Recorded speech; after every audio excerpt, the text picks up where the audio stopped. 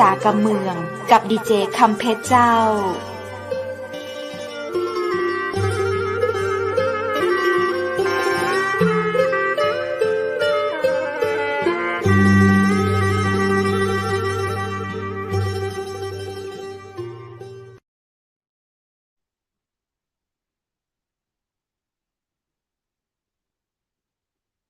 สวัสดีเจ้าสวัสดีคุณผู้ชมที่ฮักและกระเติงหาจัดนักนะเจ้า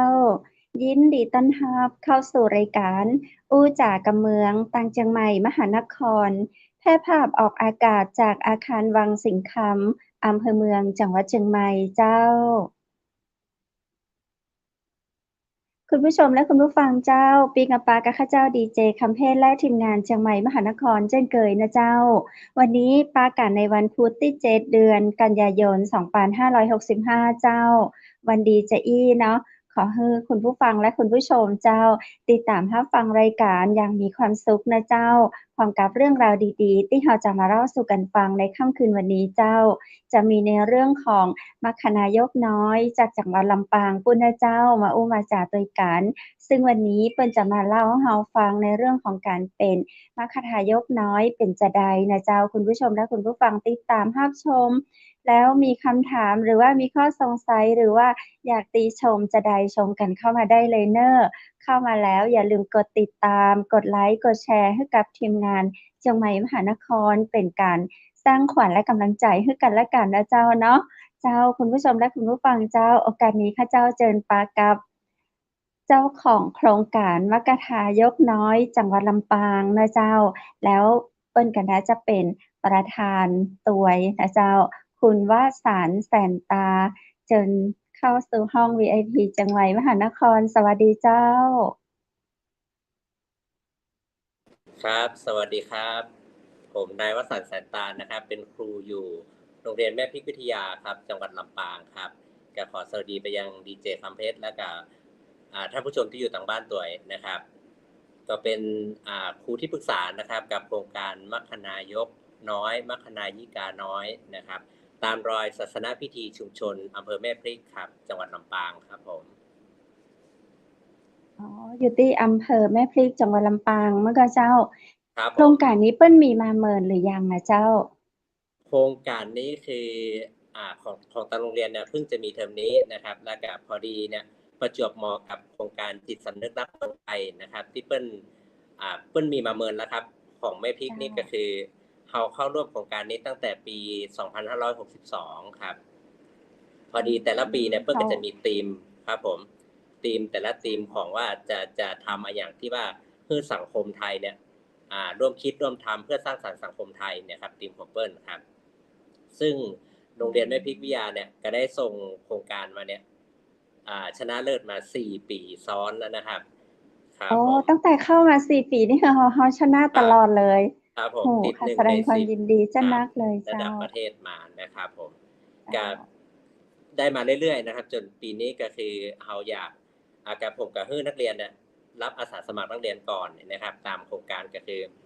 ให้นักเรียนแล้วไปสำรวจดูว่านักเรียนเราอยากทำโครงการอะไรอย่างที่เราจะไปช่วยเหลือชุมชนของเราได้นะครับ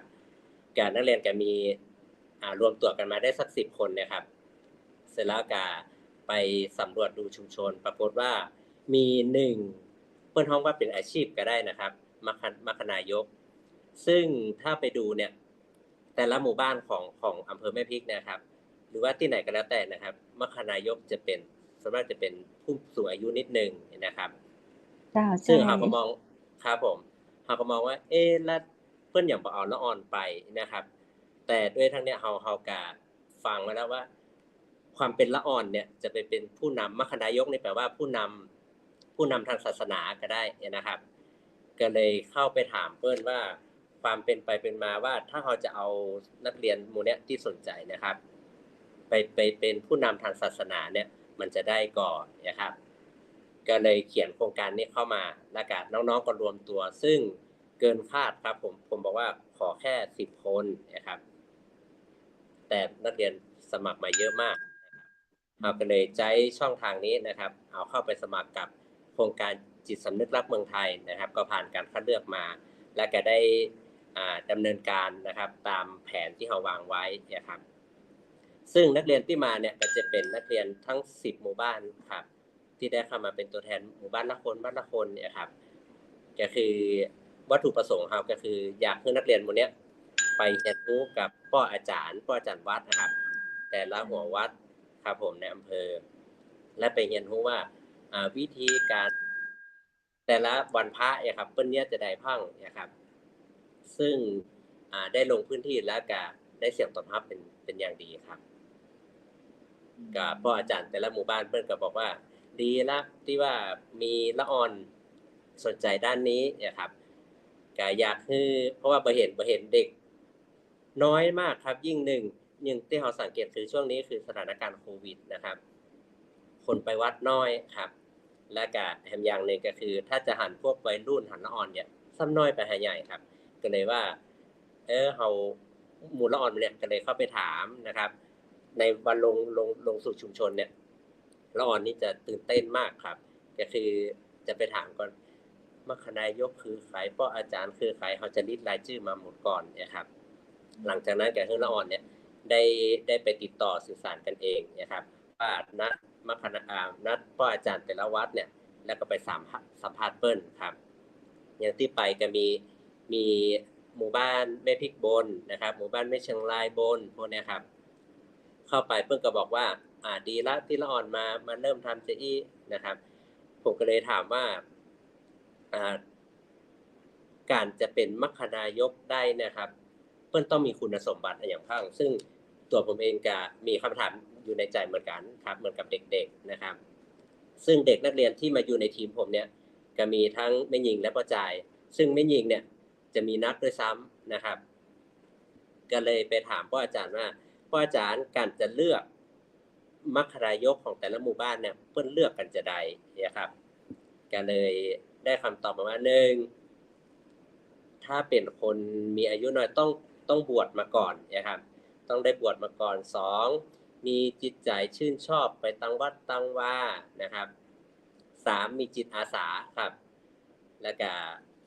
เวลาเป็นเมียอย่างก็คือช่วยเหลือทางชุมชนได้เยอะนะครับซึ่งเราก็มามองว่าบางคุณสมบัติอย่างเปิ้ลบอกว่าไม่ยิงผมก็ถามว่าไม่ยิงนี่เป็นได้ก่อนเปิ้ลก็ว่าบ่เดียวกระแทบจะบ่ถือแล้วแต่ถ้ามีจิตอาสาหรือว่าชอบมาตั้งเนี้ยไม่ยิงก็เป็นได้นะครับก็เลยฮื้อละอ่อนพวกเนี้ยไปเรียนรู้ในช่วงเวลาว่างหลังจากเลิกเรียนเนี่ยครับเสาร์อาทิตย์อย่างเงี้ยประมาณเนี้ยครับก็ไปเรียนอย่างช่วงที่เริ่มโครงการมาก็คือประมาณต้นเดือนมีนาครับแล้วก็หับวางแผนโครงการมาเรื่อยๆจนนั้นก่อนช่วงเข้าพรรษาด้วยซ้ำนะครับการออดจะไปถามมาว่าวิธีการอย่างเช่นถวายข้าวพระพุทธเนี่ยจะได้นะครับพิธีการเพิ่นเฮาก็สมาทานศีลพวกนี้เป็นจะได้นะครับกับเพิ่นก็ฮือความสนใจกับลูกหลานดีนะครับกับพ่ออาจารย์แต่ละหมู่บ้านนะครับเฮาก็อุ่นใจที่แรกความรู้สึกของเราก็คือเฮากลัวครับกลัวเพราะว่าพ่ออาจารย์วัดนี่ส่วนมากจะเพิ่นจะค่อนข้างจะดุนิดนึงเนาะครับเฮาเหมือนเฮาจะได้ไปเจอเปิ้นเตื้อยครับแต่เปิ้นชอบครับแม้กระทั่งเพิ่นเฮาเจ้าอาวาสแต่ละวัดเนี่ยเพิ่นเปิดทางขึ้นเลยครับว่านักเรียนไหนๆก็มาละเรียนรู้เลยครับศีลนี้เดี๋ยวนักเรียนมานำเลยเด้อเดี๋ยวพ่ออาจารย์จะเปิดทางให้ลองทดลองทำนะครับครับด้วยปัจจัยเราเนี่ยครับกระทำให้เรามีกำลังใจมากขึ้นก็เลยบอกนักเรียนว่าเราก็ลองศึกษาไว้นะครับและการนักเรียนก็ได้ทำแต่ตัวเองครับ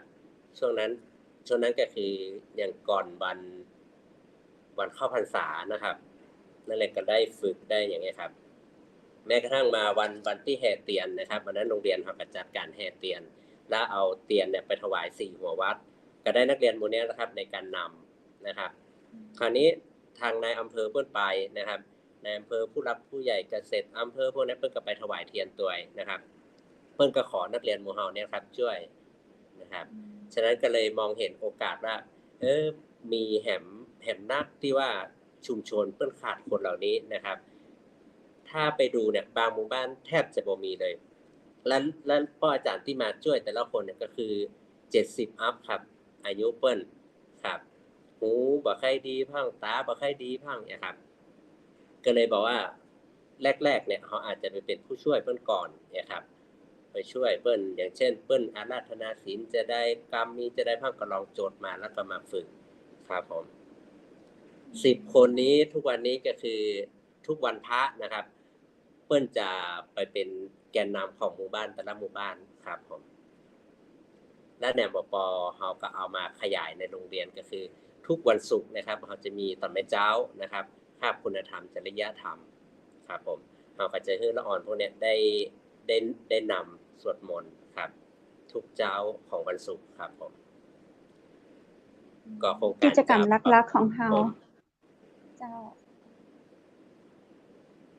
ครับเชิญดีเจได้เลยครับเจ้ากิจกรรมหลักๆของเฮาครับผมเนี่ยครับอันนี้ก็ไปนำถวายเทียนพรรษานะครับก็จะมีนักเรียนแกนนำที่อยู่ต่างหน้านะครับแล้วก็ต่างหลังนี่ก็คือเอาไปร่วมถวายทั้ง4หมู่บ้านนะครับในช่วงเข้าพรรษาที่ผ่านมานะครับอันนี้ยังพ่ออาจารย์เปิ้นชอบขนาดแล้วครับว่าถ้ามีมาทุกวันจะดีมากเลยแล้วก็พยายามพ้องเด็กเยาวชนสมัยใหม่เนี่ยซึ่งเปิ้นบอกว่า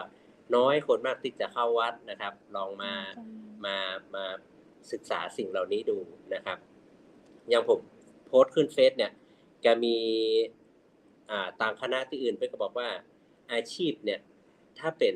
เปิ้นฮ้องเป็นอาชีพได้นะครับถ้าเป็นในเมืองเนี่ยแทบจะบ่มีเวลาว่างเลยนะครับถ้าเราบ่มองรายได้นี่ก็คือโอเคเราเอาจิตอาสาว่านะครับแต่ถ้าเป็นในเมืองเนี่ยเขาบอกว่ารายได้ดีมากนะครับแต่เราบ่อยากให้นักเรียนมองที่รายได้ครับคือมองว่าสิ่งที่จะติดตัวนักเรียนไปเนี่ยนักเรียนได้อย่างพังนะครับแน่นอนก็คือตัวเก่านะครับได้เข้าวัดเข้าวาได้หันอย่างซึ่งความเป็นศาสนานะครับผมว่าเชื่อได้ว่าหนึ่งในนั้นน่ะจะทำให้นักเรียนของเราเนี่ยมีจิตใจที่ดีงามนะครับก็เลยบอกนักเรียนว่าทุกวันเนี่ยครูบ่ต้องการนักเรียนเก่งนะครับอยากให้นักเรียนเป็นคนดีก่อนนะครับเป็นคนดีแล้วก็เก่งนะครับแล้วก็เพื่อมีความสุขกับชีวิตตะอีละนะครับครูขอตะอีละนะครับกับนักเรียนแต่ละคนก็โอเคนะครับอันนี้เป็นภาพของท่านนายอำเภอนะครับและก็หัวหน้าท่านผู้อำนวยการโรงพยาบาลแม่พริกนะครับวันนี้หัวหน้าส่วนราชการต่างๆที่ไปร่วมวันนั้นนะครับพอดีไปประจวบเหมาะพอดีนะครับเราก็ได้นักเรียนหมู่นี้ได้นำเปิ้ลนะครับฉะนั้นผู้หลักผู้ใหญ่เปิ้ลเห็นว่าโครงการดีๆมีอยู่อย่างเงี้ยครับก็จะประมาณนี้นะครับที่เราได้ทำมานะครับโดยหลักแล้วเฮาทุกวันนี้เฮามีอย่างให้น้องๆทำเกือบจะทุกวันแล้วเจ้าทุกวันนี้เราจะแพลนไว้เลยว่าวันพระแต่ละเดือนเนี่ยมีวันไหนพังนะครับซึ่งเราทำจนเป็นรูทีนว่าเป็นกิจวัตรประจำวันนะครับทำให้นักเรียนบางคนเนี่ยแชทมาครูครับวันนี้ผมจะไปโรงเรียนฝ่ายน้อยเนอร์ผมจะไปช่วยงานที่วัดเปิ้ลเนี่ยครับซึ่งกรรมเหล่านี้ผมบ่มายเลยนะครับก็คือเต็มที่เลยลูกเต็มที่เลยแต่ขอขึ้นมาเรียนคาบแรกเนี่ยตันแต่บ่ตันเข้าแถวหน้าสะทงบ่เป็นหยังนะครับเพราะว่าการไปทำหน้าที่ตรงนั้นเนี่ยผมคิดว่าคือเขาได้เหมือนกับเขาได้เรียนรู้ตัวเองนะครับและได้มอบสิ่งดีๆให้กับชุมชนให้กับตัวเองเนี่ยได้เยอะอยู่นะครับและการหลักๆที่ทำในโรงเรียนก็อย่างเช่นวันศุกร์นะครับรวมทั้งกิจกรรมอื่นๆนะครับถ้าเป็นเกี่ยวกับศาสนพิธีเนี่ยเราจะพยายามผลักดันให้นักเรียนเราเนี่ยได้เรียนรู้นะครับอย่างเช่นการถวายปัจจัยถวายปิ่นโตเนี่ยก็จะได้นะครับเราก็จะมีการสาธิตกันในโรงเรียนมีการจำลองเหตุการณ์อย่างวันศุกร์ที่ผ่านมาเนี่ยจำลองเหตุการณ์ว่าถ้าเธอเป็นประธานเนี่ยเธอจะจุดธูปจุดเทียนจะได้นะครับครับและโครงการนี้เราก็แผ่ขยายไปยังโรงเรียนอื่นนะครับและก็แผ่ขยายไปยังสำนักงานเขตนะครับเพราะว่าที่เราติด1ใน10ระดับประเทศมาเนี่ยครับส่วนหนึ่งของกระทรวงมหาดไทยนะครับพร้อมกับกระทรวงศึกษาธิการเนี่ยเพิ่นก็ร่วมมือกันอยู่แล้วนะครับและก็เพิ่นก็ประชาสัมพันธ์ให้ดีนะครับและวันนี้ก็เป็นโอกาสอันดีที่ทางทีมงานดีเจคำเพชรนะครับพร้อมด้วยเชียงใหม่มหานครนะครับ แม่พิทยาต้องขอบคุณเป็นอย่างสูงนะครับ ที่มีโอกาสนะครับได้มาได้มาจ๋านะครับ แล้วก็มาเกี่ยวกับโครงการดีๆนี้นะครับ ก็ต้องขอบคุณเป็นอย่างสูงนะครับ ที่เปิดเวทีให้กับนักเรียนจะห้องได้ว่าเป็นนักเรียนบ้านนอกก็ได้นะนักเรียนแม่พิกนะครับเนาะอันนี้กับครูบ้านนอกนะครับ เพราะว่าห่างจากตัวจังหวัด120 กว่าโลครับครับผมก็ดีที่ว่ามีโครงการเขาอยากได้ทำนะครับ และก็มอบสิ่งดีๆให้กับเยาวชนคนรุ่นใหม่นะครับครับผม บ้านนอกเลยนะเนี่ยเป็นการที่แบบโอ้โหพัฒนาไปคนแต่ถ้าคนในเมืองกรุงอาจจะตัวยบ่ตันก็ได้เนาะเนี่ยเปิ้ลมีคำถามมาจากต่างประเทศเปิ้ลถามเฮาเจ้าครูเจ้าเปิ้ลถามว่ามัคคทายกน้อยแปลว่าอะหยังนะเจ้ามัคคทายกแปลว่าผู้นำทางครับผม นี่หรือว่าเปิ้ลถามมาจากฮอลแลนด์เลยนะเจ้าอ๋อขอบคุณอืนะครับที่รับชมมเปิ้ลแปลว่าผู้นำบุญหรือว่าผู้นำทางก็ได้ครับผมตามที่ผมไปดูมานะครับครับผม เฮามีข้อจำกัดก็ว่าจะต้องอายุตาใดบ่เกินตาใดอะเจ้าอ่าตอนตอนนั้นนะครับตอนที่เข้าร่วมโครงการเนี่ยเปิ้ลจะให้อายุน่าจะ14ขึ้นนะครับแล้วก็ไปจนถึง25ซึ่งเราก็ได้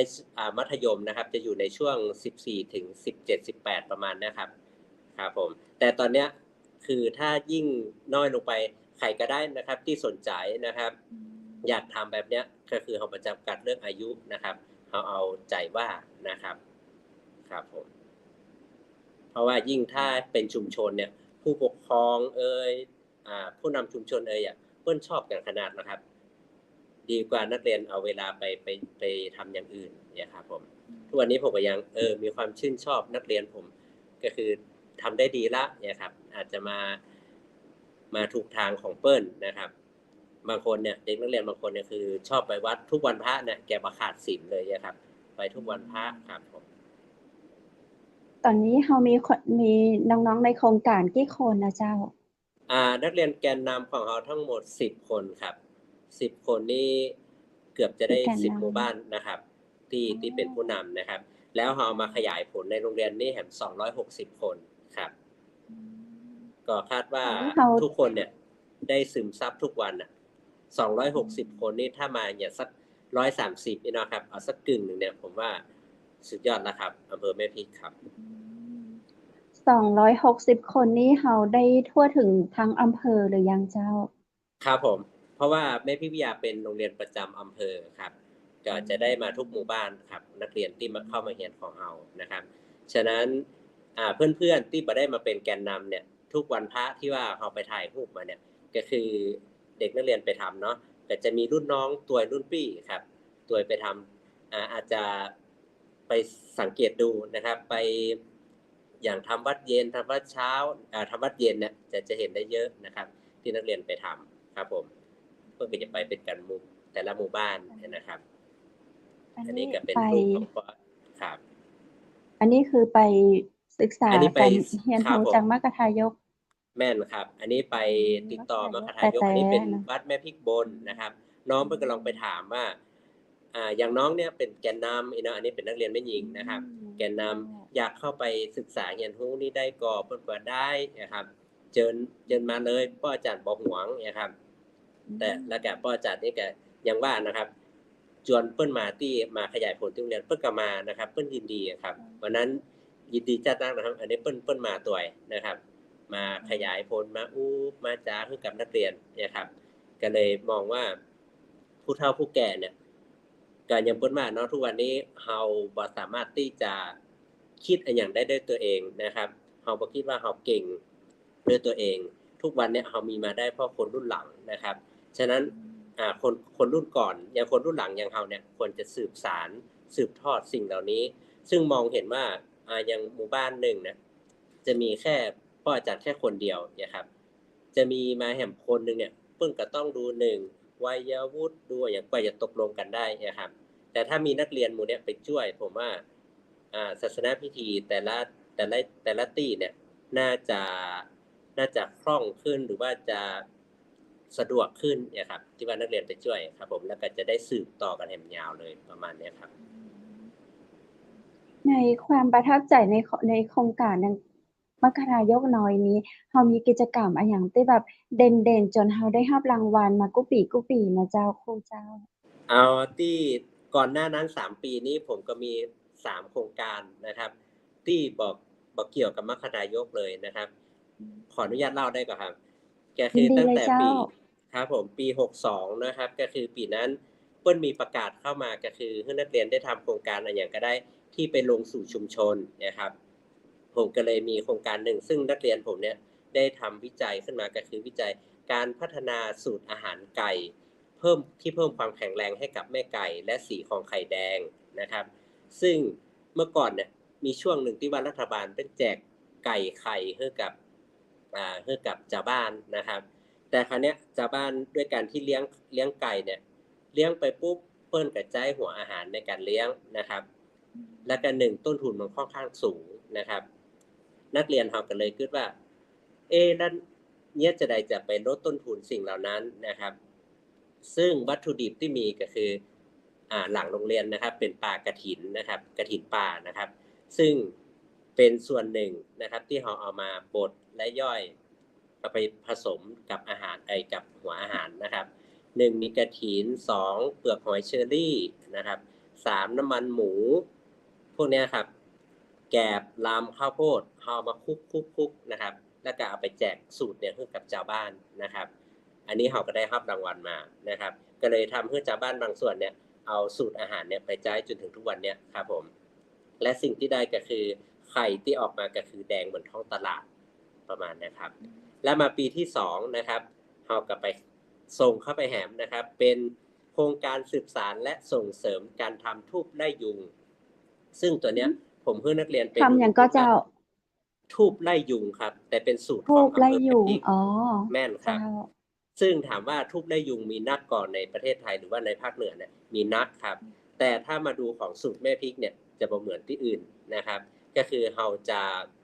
มีสูตรที่ใส่ดอกสารปีเข้าไปนะครับเป็นภูมิปัญญาที่ว่าเอาละอ่อนไปนั่งฟังคนเฒ่าแล้วก็บ่ใกล้นะครับก็คือเปิ้นว่ามันมีที่มาที่ไปเปิ้นบอกว่าคนแตะก่อนเนี่ย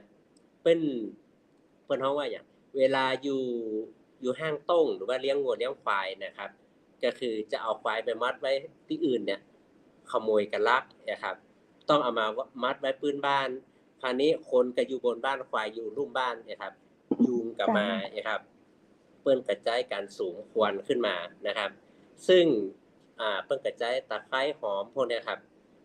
สุดท้ายแล้วเปิ้นไปเอาดอกสารปีเนี่ยซึ่งเป็น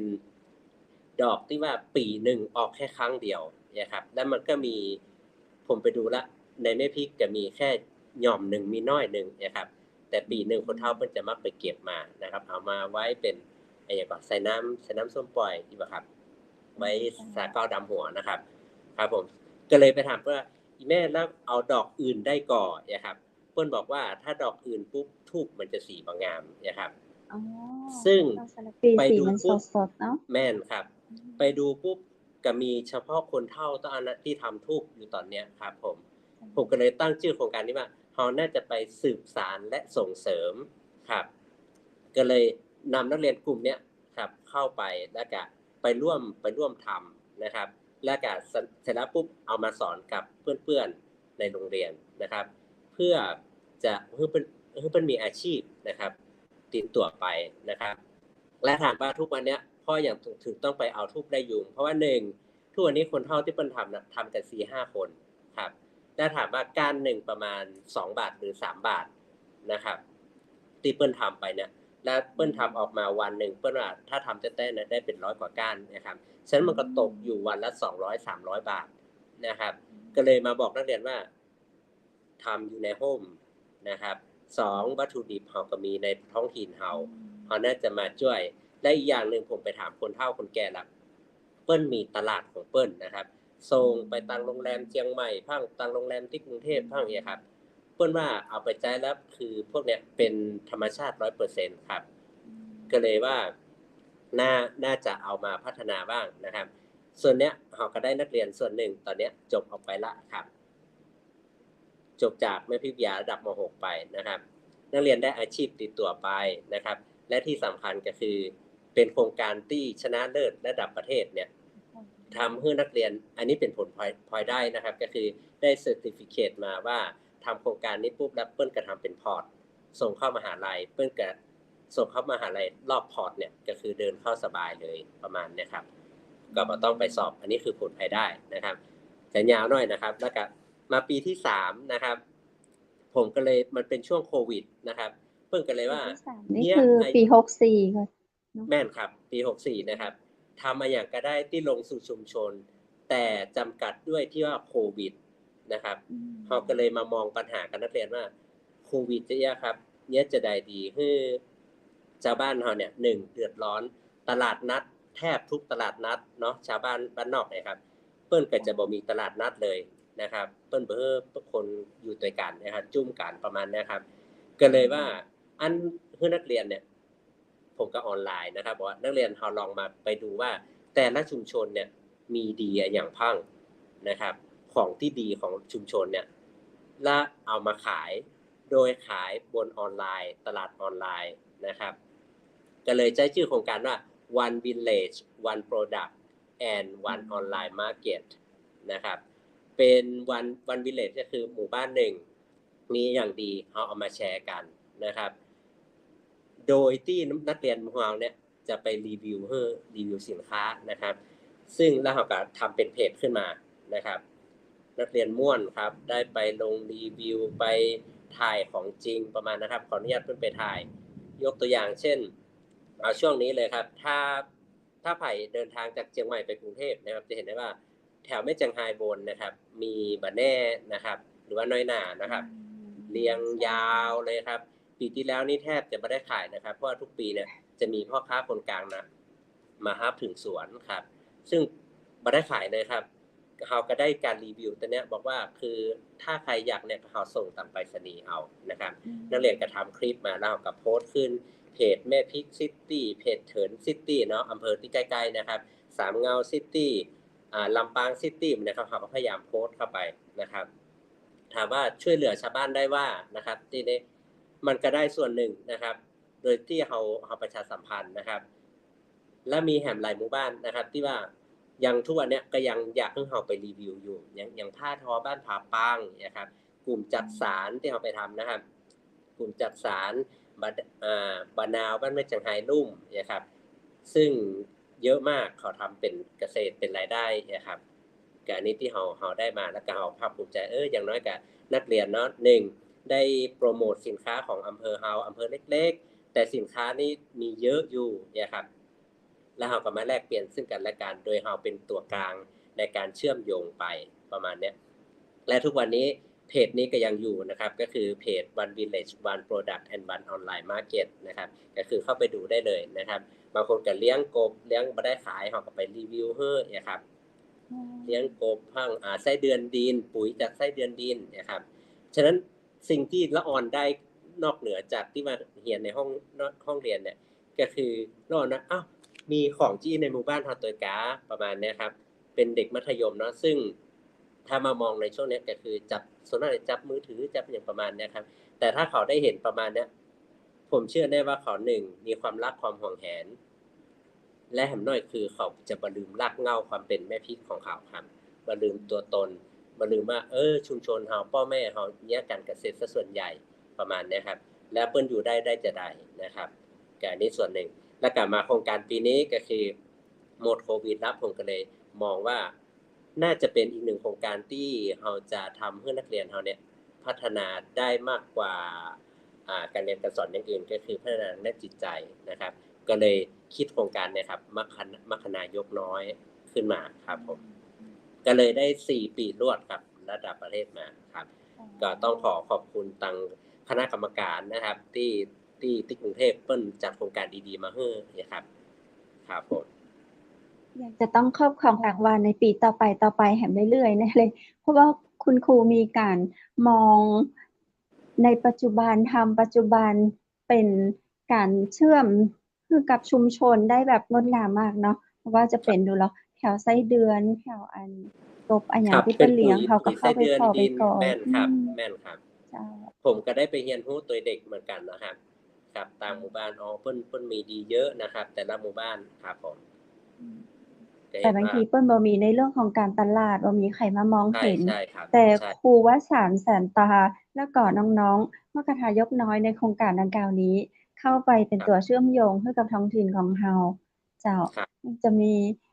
กิจกรรมที่น่าสนใจที่คุณครูกึดไว้ว่าจะต้องย้าแหม มีหยังที่ค้างไว้ยังบ่ได้ทำอยู่ก็เจ้า? ตอนนี้คือนอกเหนือจากวันทุกวันพระที่เราแพลนไว้นะครับ ต่อไปนี้ก็น่าจะเป็นออกพรรษานะครับ ออกพรรษาแล้วก็อันอื่นๆที่เราจะทำได้เกี่ยวกับทางพุทธศาสนานะครับ เราก็จะทำต่อนะครับ และตอนเนี้ยก็คือเราได้ทำ MOU โรงเรียนนะครับ พอดีเจ้าของบริษัทเฉาก๊วยชากังลาวกำแพงเพชรนะครับ เปิ้นก็มาขยายเปิ้นทำของเปิ้นอยู่แล้วนะครับ เราก็เอาโครงการนี้เข้าไปแล้วบอกว่าของแม่พริกเนี่ยก็คือทำเหมือนกันนะครับ เปิ้นก็เลยมาทำ MOU กับโรงเรียนแม่พริกนะครับ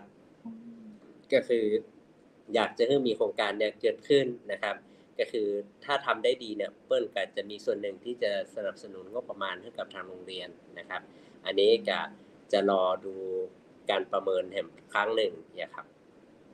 ซึ่งก็เป็นการดีที่ว่าส่วนหนึ่งเราก็ได้เตรียมความพร้อมเด็ก ซึ่งเราปูมาตั้งแต่เดือนมีนานะครับ เชื่อแน่ว่าเด็กได้ทำทุกวันนะครับ และก็ทุกศีลทุกวันพระหรือว่าทุกกิจกรรมแบบเนี้ย นักเรียนผมเชื่อแน่ว่าจะมีสเต็ปและก็มีวิธีการในการเป็นศาสนพิธีชุมชนได้นะครับ เราก็เลยและอีกอย่างหนึ่งตอนเนี้ยเราทำก็คือทำคลิปวิดีโอนะครับ อยู่ในเพจไว้เลยว่าขั้นตอนในการทำเป็นมัคคณายกเนี่ยแต่ละหมู่บ้านเนี่ยเป็นจะไดพังสามารถไปเรียนรู้ได้เลยนะครับ ซึ่งถ้าไปดูในยูทูบเนี่ยอาจจะน้อยหรือแทบจะบ่มีเลยก็ได้นะครับเราก็เลยว่าอย่างน้อยกับแต่ละหมู่บ้านเนี่ยผมไปถามละขนาดในอำเภอแม่พริกเดียวกันเนี่ย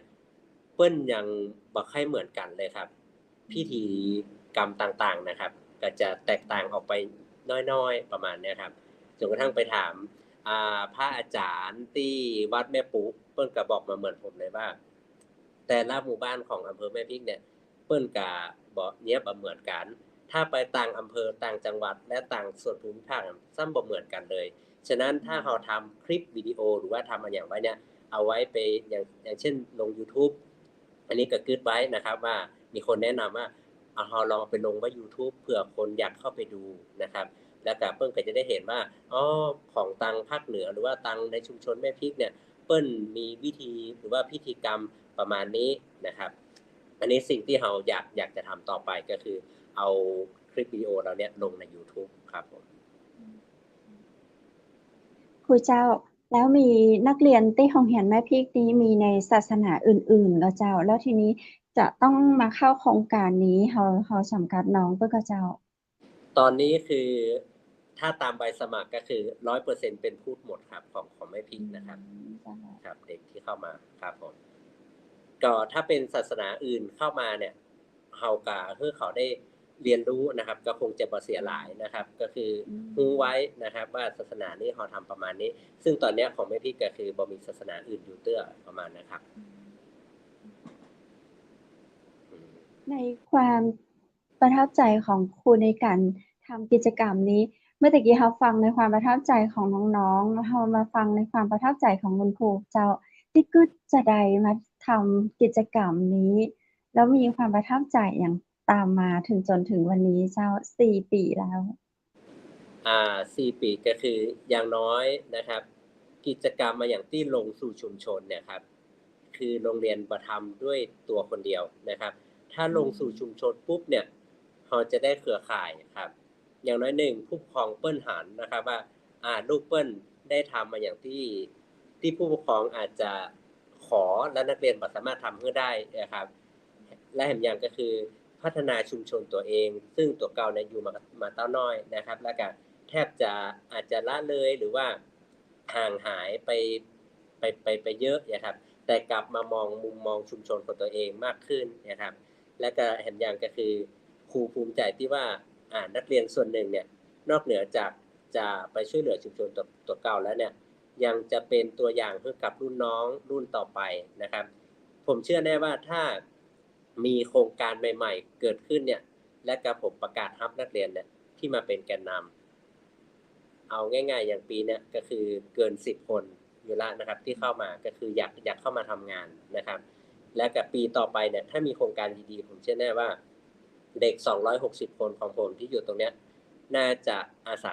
สาสมัครเข้ามานะครับเนี่ยอย่างก็แล้วแต่ผมถึงบอกนักเรียนว่าถ้ามีใจมาก่อนเนี่ยมันจะม่วนและมันจะทำประสบผลสำเร็จนะครับและผลที่จะตามมาเนี่ยก็คือจะได้มากกว่าเซอร์ติฟิเคตหรือว่าใบประกาศที่คุณจะได้ครับครับผม ตอนนี้เรามีโครงการที่คุณครูทำมานี้ขึ้นกับหน่วยงานไหนพ่องกับเจ้าที่เปิ้นให้การสนับสนุนมานอกจากที่น้องๆเขามาเสริมอาชีพรายได้ครับทุกครั้งจากใน ที่ท้องถิ่นแล้วเจ้า ครับผม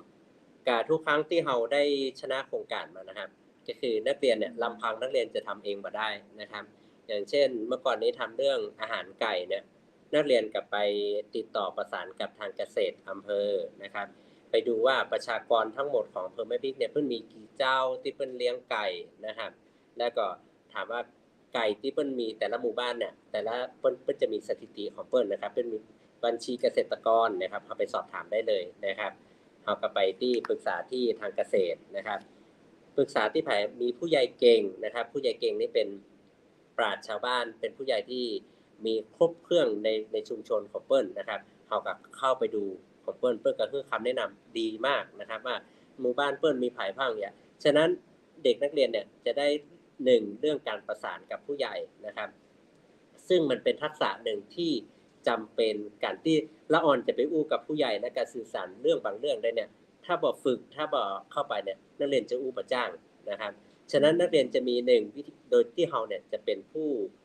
คอยชี้แนะนักเรียนนะครับและก็อันไหนทำได้เนี่ยนักเรียนเดินทางไปด้วยตัวเองเลยเพราะว่ารอบๆโรงเรียนเขาเนี่ยหน่วยงานราชการก็มีเต็มเลยประมาณนี้ครับก็เอาไปให้นักเรียนเนี่ยเข้าไปศึกษาไปสอบถามเพื่อนว่าความต้องการเป็นได้บ้างเนี่ยครับและบางอย่างเนี่ยเขาได้เครือข่ายมาเพิ่มอย่างล่าสุดนี่ก็คือต่างเกษตรเนี่ยเพื่อนก็บอกว่าแล้วโรงเรียนต้องการเมล็ดผักก่อในการทำแปลงผักโดยที่เกษตรอำเภอเนี่ยเพิ่งจะสนับสนุนเมล็ดผักมาให้ประมาณนี้ครับที่ว่าได้เข้ามานะครับและก็ยังเครือข่ายที่ได้เข้ามาร่วมทีมเดียวกันเนี่ยเทคนิคทางอุตรดิตถ์บ้างครับที่เปิ้ลบอกว่าเดี๋ยวจะทำเครื่องบดหอยเชอรี่นะครับซึ่งเป็นส่วนประกอบหนึ่งของสูตรอาหารไก่เมื่อก่อนนะครับเปิ้ลจะทำมาให้นะครับแลกเปลี่ยนซึ่งกันและกันนะครับอันนี้เขาได้เครือข่ายเพิ่มขึ้นมาครับผม เจ้าเห็นมีวิดีโอมาให้ชมตัวมั้งกะเจ้า อันนี้จะเป็นวิดีโอเกี่ยวกับอย่างนะเจ้า อันนี้เป็นคลิปสั้นๆที่เราคิดว่าน่าจะทำอันนี้เป็นของบ้านแม่เชียงรายบนนะครับก็คือพิธีลำดับขั้นตอนพิธีการของวันทุกวันพระของบ้านแม่เชียงรายบนนะครับอันนี้ที่เราคิดไว้ว่าเราจะเอาคลิปวิดีโอแบบเนี้ยส่งขึ้นไปบนคลิปของ YouTube ครับผมก็เราจะอยากให้ทางท่านผู้ชมลองติชมนะครับแล้วก็รับชมดูนะครับว่าคลิปวิดีโอนี้น่าจะเป็นประโยชน์อยู่นะครับขอเชิญทุกท่านรับชมได้เลยนะครับเดี๋ยวนะทีมงานบอกว่ารอสักกรรมเหอะครูอู้ไปก่อนเจ้า ครับผมก็บอกนักเรียนนะครับก็คือเราได้คำแนะนำจากชุมชนจากหน่วยงานภายนอกว่าอย่างที่ผมได้เกริ่นไปก็คือถ้าทำเป็นคลิปวิดีโอเนี่ยคนที่อื่นหรือว่าเด็กรุ่นหลังเนี่ยสามารถเข้ามาดูได้นะครับมาดูแล้วก็อยากรู้ว่าศาสนพิธีชุมชนเป็นจะได้นะครับแต่ละชุมชนเป็นยังไงก็คือเปิดเข้ามาดูและศึกษาในนี้ก็ได้นะครับซึ่งถ้ามองกลับไปเนี่ยคนเฒ่าคนแก่หรือว่ามัคคทายกที่ YouTube อันเนี้ยเพิ่นก็บอกว่าเพิ่นก็เอาซื่อๆเนาะเพิ่นก็อยู่ได้แห่งบ่เมินนะครับแต่ถ้าได้มีอย่างที่ว่าบันทึกไว้เนี่ยก็คือยิ่งด้วยโซเชียลสมัยเนี้ยถ้ามีการบันทึกเกิดขึ้นเนี่ยก็คือสามารถศึกษาได้ตลอดนะครับและมันจะเป็นมรดกที่ฝังไว้ในสื่อโซเชียลได้ประมาณนะครับได้ก่อน คุณครูได้ส่งให้ตังทีมงานเห่ามั้งคะเจ้า ครับผมรวมทั้งลิงก์ของเพจเลยนะครับที่ส่งไปนะครับผมส่งไปทางไลน์ครับผมเปิดได้ก่อนครับอ๋อ เ เป็นใน Facebook มันก็เจ้าใน ใน LINE ครับ Facebook กลุ่ม LINE ครับผม ใน Facebook มันบ่สามารถโหลดเอามาออกที่รายการได้จะต้องเป็นวิดีโอ เอาไว้คราวหน้าแล้วกันเนาะครูเนาะ ครับผมคราวหน้าหรือว่าไปติดตามได้เลยครับ ที่เพ ใช่ จครับผมเพจของโครงการได้เลยครับ ก็คือเพจ เจ้า โครงการมัคคณายกมัคคณายิกาน้อยตามรอยศาสนพิธีชุมชนแม่พริกครับเขาเพิ่งจะอัพไว้1วิดีโอครับ1คลิปวิดีโอครับผ อัน ม นี้เนาะคุณผู้ชมเข้าไปชมตามเพจนี้ก่อนนะจ๊ะแล้วก็ในส่วนของทางทีมงานจังหวัดมหานครเฮาก็เดี๋ยววันหน้าทางคุณครูมีกิจกรรมก็แจ้งเฮามาตัวยเดี๋ยวเราจะได้ลงพื้นที่ไปร่วมโครงการเนาะไป ได้ ดู ครับ ภาพการจัดการการความน่าฮักน่าจังของมรรคทายกน้อยตังอำเภอแม่พริกจังหวัดลำปางกันโอ้โฮเป็น ครับ แนวกึดที่แบบโอ้โฮสุดยอดแล้วก็วันนี้นะขอชมคุณครูวสันต์แสนตาโอ้กะเมืองได้แบบนักเหรอคะเจ้ากันเด้อโอ้ได้ นะค โอ้ รับ ได้แบบเมืองแต๊ๆเลยเจ้าโอ้ได้นักชื่นชมเลยอู้จ๋ากับรายการคนเมืองมานี่นะเจ้าบ่ค่อยจะมีคนที่อู้กะเมืองได้นักเต้าคุณครูวสันต์วันนี้เลยเจ้ายินดีจัดนักเลย ค คุ รั ณ บ ครูเป็นคนแม่พริกเลยก็เจ้า เป็นคนไม่ว่าอำเภอเถินครับ แต่ผมก็เป็นศิษย์เก่าแม่พริกวิทยาครับ อื ครับจบ ม จากที่ ก็ นี่ คือ ครับแล้วก็กลับมา ก็ เป็น คืออยู่ ศิษ ใน ย์ จังหวัดลำปางเหมือนกัน แม่นครับ ครับผม อำเภอเถินคือจังหวัดลำปางเนาะ ครับผ อำ ม เภอ อำ แม่ เภอ พ เถิ ริ น ก และ ก็อยู่ อำเภอแม่พริกเป็นอำเภอที่อยู่ใต้สุดของจังหวัดลำปางครับ ติดกับจังหวัดตากครับ อื ครับผม เจ้า ก็ขอใช้พื้นที่นะเนาะประชาสัมพันธ์อำเภอแม่พริกด้วย เจ้า นะครับ อืม เป็นอำเภอเล็ก ๆ เจ้า นะครับที่ ถ้าผ่านตรงด่านยาเสพติดหรือว่าด่านตำรวจนะครับ ลองแวะเข้ามาแอลมาแอลหากัน อ๋ ได้ อ นะครับ เป็นชุมชนน้อย ๆ แต่มีความสุขนะครับ และก็ค่าความสุขผมว่าถ้าเอามาเทียบนี่น่าจะสูง ๆ อยู่ในระดับต้น ๆ ของภาคเหนือเลยก็ได้ครับผม อืม อื ครับ ม ยินดีด้วยจ้ะนะกับคนแม่พริก แล้วก็มีการ โอ้โฮ วิวัฒนาการในรูปแบบดูกึดเหมือน คือแบบมันเมินมากเลยที่เรานึกภาพแทบจะบ่ออก แล้วเรามาฟังภาพที่คุณครูเล่า ที่เปิ้นหยังก็ไปสุมไฟอีเนาะ ไล่ย ครั ุ บ ง นั่นล่ะ ค เนาะ รับ เปิ้นเอาใบหั้นใบนี่ดอก โอ้โฮ ไปใส่อะ ถ้าบ่ได้ยินวันนี้คือกึดบ่ออกเลย บ่เกย คือบ่เกย จะ แม่น ว่า ครับ จะ ล ใดอะ ครับผม เออ ลองไปนั่ง เจ้า ฟังคนเฒ่านะครับ คนเฒ่าเพิ่นเล่าให้ฟังนะครับ มันเพิ่นเว้าว่าหยัง ทุกเรื่องราวจะมี story ของมันนะครับ อา ผลิตภัณฑ์ เจ้า ทุกเรื่องราวอะจะมี story ที่เป็นมาแล้วมันงดงามนะครับ ว่า คนแต่ก่อนเพิ่นคิดได้จั่งใดครับ และส่วนผสมที่ออกมาเนี่ยมันลงตัวนะครับ อย่างธูปไล่ยุงเนี่ย ไปพ้อที่ไหนเนี่ยมีหมดนะครับ อย่างนครปฐมเพิ่นก็เป็นเปลือกบะโอเนี่ยครับ เปลือกส้มบะโอเนี่ยครับ บางที่ก็จะเป็นพวกยูคาลิปตัสเนี่ยครับ ซึ่งเพิ่นบอกว่าถ้าไปดูจริง ๆ แล้วคือมันเหม็นและมันเป็นสารพิษประมาณเนี้ยครับ แต่เราก็บ่ได้ไปอย่างเบรม น่า สิน เป็น ค้า ด เปิ้ อก น สาร นะครับ พี ครับ อืม แต่อันนี้ใส่ดอก เจ้า สารปีเข้าไปนะครับ ที่เป็นสูตรที่ของอำเภอแม่พริกเลยครับ ทุกวันนี้ก็มีจำหน่ายอยู่ครับผม แล้วก็ยังมีในการจัดการมีมัคคทายกน้อยอีเนาะเจ้าเนาะ ครับผ โอ้ ม โฮ แบบกึดได้ทำได้เป็นแนวคิดที่เราทำโครงการนี้ขึ้นมาตอนนี้มีเปิ้นเอาไปทำตามรอยของเรามีพ้องกับเจ้า อ่า อย่างเพิ่นบอกที่โครงการเพิ่นว่ามาของเราลักษณะเด่นที่ได้รับรางวัลมาเนี่ย เพราะว่า 1 ทุก โครงการมัคคทายกเนี่ยถามว่ามีเยอะก็มีเยอะที่ส่งเข้าไปนะครับ แต่ของเราเด่นที่ว่าเราเนี่ยไปเรียนรู้กับชุมชนครับผม แต่ของเพิ่นนี่อาจจะเป็นมัคคทายกที่ทำในโรงเรียนหรือประมาณเนี้ยครับ แต่ของผมเนี่ยก็คือคือเด็กไปเรียนรู้เลยครับ แต่ละชุมชนเนี่ยเพิ่นทำกันจะได้พังนะครับ ฉะนั้นทุกวันเนี่ยเด็กของเราเนี่ยอาราธนาศีลแกว่นนะครับ อาราธนาพระปริตรแกว่นนะครับ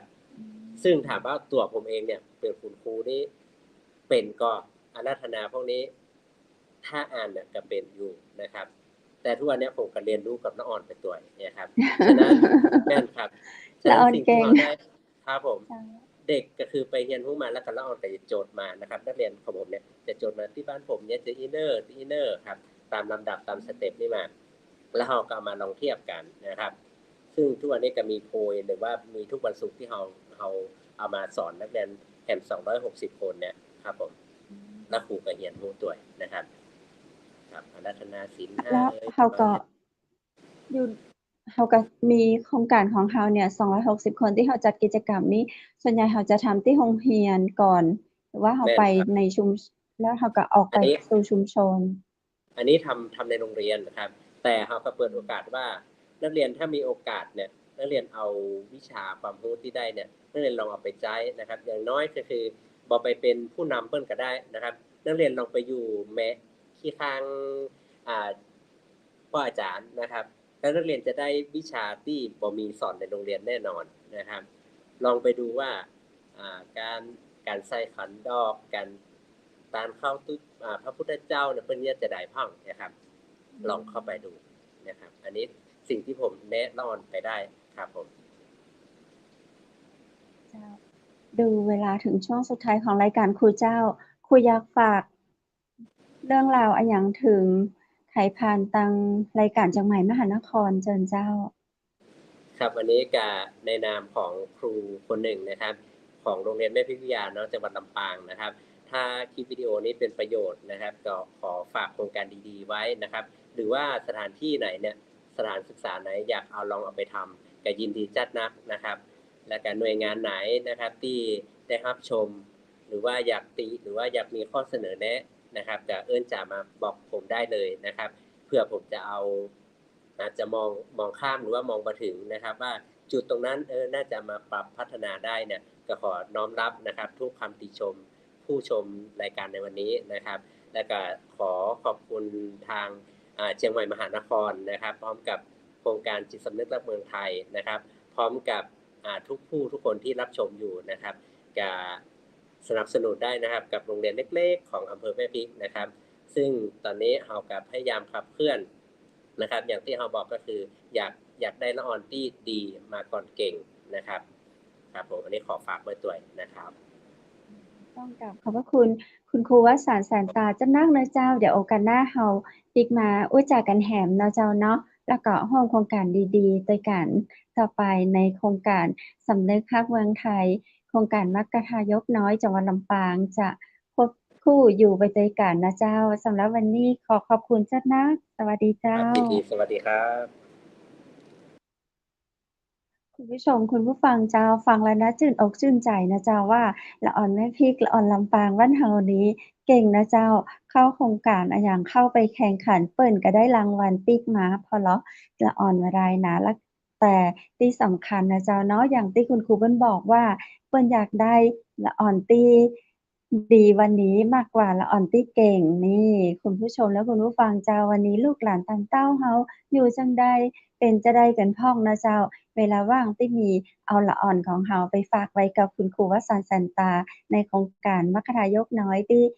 อำเภอแม่พริกจังหวัดลำปางเนาะลองสอบถามรายละเอียดเพิ่มเติมกับเปิ้นได้นะเจ้าหรือว่าจะติดต่อผ่านทางรายการจังไหมมหานครเราก็ยินดีที่จะเป็นสื่อกลางนะเจ้าเข้าไปเข้าไปก่อยเนาะในเพจที่อาจารย์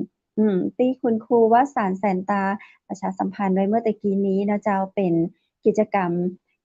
หลากหลายของละอ่อนเมืองเหนือบ้านเฮานะเจ้าเนาะโอ้วันนี้รายการของเราบอกได้เลยว่าปลื้มใจยินดีจัดนักเลยนะเจ้าเชื่อว่าลูกหลานท่านใดที่อยู่ในโครงการมัคคทายกน้อยแล้วก็หลายๆโครงการที่คุณครูวสันต์แสนตาเนาะเพิ่นได้ดูแลในเรื่องของลูกศิษย์ลูกหาละอ่อนในโรงเรียนแม่พริกเพิ่นอาจจะมีการขยับขยายไปยังต่างอำเภอหรือว่าหยังจะใดก็ลองสอบถามไปได้นะเจ้าเนาะหรือว่าคุณครูที่สนใจก็ลองติดต่อคุณครูวสันต์แสนตาไปดำเนินกิจกรรมโครงการให้กับละอ่อนของเรานะเจ้าวันนี้นะเจ้าทีมงานจังไหมมหานครก็ขอขอบคุณตังอ่า โครงการสำนึกรักเมืองไทยนะเจ้า14ปีที่มีมาแล้วเราก็จะก้าวเดินหน้าไปด้วยกันนะเจ้าคุณผู้ชมและคุณผู้ฟังเจ้าถึงช่วงสุดท้ายของรายการจากกำเมืองตังจังไหมมหานครในวันนี้พระเจ้าดีเจคำเพชรและทีมงานจังไหมมหานครขอขอบคุณตังพระอาจารย์รัตน์รัตนยาโนพุทธอุทยานสวนบุรณรักธรรม ตำบลแม่แลมอำเภอแม่ลีนจังหวัดเชียงใหม่ตัวยนะเจ้าเปิ้นเปิดเรียนสอนสมาธิท่านใดสนใจโทรสอบถามรายละเอียดและสมัครเรียนได้เน้อที่เบอร์โทร0980347744ได้กู้วัน8 โมงเช้าถึง4 โมงแลงเจ้าวันนี้ทีมงานขอขอบคุณไปตังโรงแรมแม่เสลียงเวียงงามตัวยนะเจ้าโรงแรมแม่เสลียงเวียงงามจังหวัดแม่ฮ่องสอนเปิดบริการตลอด24 ชั่วโมงตัวยท่านใดอยากแอวเหนือบรรยากาศดีๆสำรองจองห้องพักได้ที่เบอร์โทร0536214444เจ้าและวันนี้ขอขอบคุณผลิตภัณฑ์อาหารเสริมดีโลพลัสนะเจ้าดีโลพลัสอาหารเสริมผสมสารสกัดจากเมล็ดลิ้นจี่ดื่มได้ทุกวันก่อนนอนนะเจ้าตื่นมาจะได้สวยใสหุ่นกระชับขับถ่ายคล่องต้องดีโลพลัสสอบถามรายละเอียดเรื่องของผลิตภัณฑ์ดีโลพลัสได้ที่0973699442นะเจ้าขอบคุณน้ำผึ้งแท้น้ำผึ้งตราสารวินนะเจ้าสนใจเรื่องของน้ำผึ้งแท้จากตราสารวินนะเจ้าโทรถามได้เปิ้นบริการยินดีส่งให้ทั่วไทยที่เบอร์โทร0826166889และขอบคุณผ้าพิธีกรหญิงนะเจ้าจากร้านผ้าพื้นเมืองชุดไทยใหญ่จังหวัดแม่ฮ่องสอนเจ้าและสุดท้ายข้าเจ้าดีเจคำเพชรทีมงานจากไหมมหานครขอบคุณคุณครูวสานต์แสนตาผู้นำโครงการมัคคทายกน้อยอำเภอแม่พริกจังหวัดลำปางตัวยนะเจ้าขอบคุณพี่ๆทางสป.กระทรวงกลาโหมนะเจ้าแล้วก็ขอบคุณคุณผู้ชมทุกคนทุกท่านนะเจ้าในวันพรุ่งนี้ 20:00 นเราจะปีกับปากันแหมสำหรับวันนี้ขอให้คุณผู้ชมทุกคนนอนหลับฝันดีราตรีสวัสดิ์เจ้า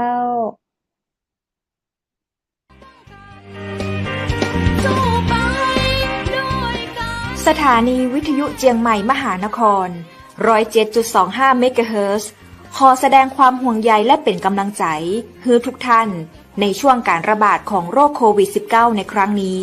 เพื่อลดความเสี่ยงควรสวมหน้ากากอนามัยทุกครั้งล้างมือเป็นประจำขอให้อยู่ที่บ้านให้นักที่สุดด้วยความปรารถนาดีจากหมู่เฮาเจ้าเจียงใหม่มหานครสนับสนุนโดยกาแฟโกแม็กคอฟฟี่และโรงแรมแม่เสรียงเวียงงามโทร053-621-444และ081-595-2883เราจะฝ่าฟัน